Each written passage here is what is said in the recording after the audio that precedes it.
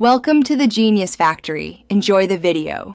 You start by confirming prerequisites: a live or test Stripe account and both publishable and secret API keys, because you'll need them immediately to create resources.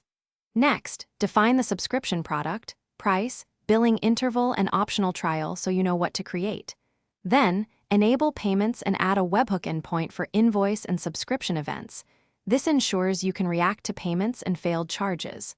Once done, switch to test mode and prepare a test card to verify the flow. Now you create the core objects: product, price, and customer. Use the dashboard or API to create a product with a clear name and metadata so invoices make sense. Then create a price linked to that product specifying unit amount, currency, and recurring.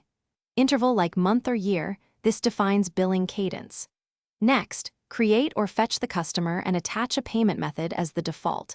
This lets Stripe charge automatically. Once the customer and price exist, you're ready to instantiate the subscription via API or the dashboard. Finally, call the subscriptions API to create a subscription with the customer and items referencing the price, adding trial period days or a trial end timestamp if needed. Make sure to expand latest invoice.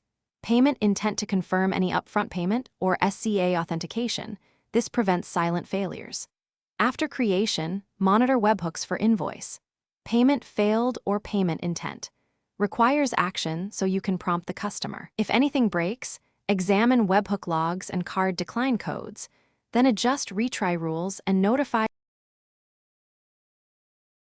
Thanks for watching. If you found this helpful, don't forget to like and subscribe.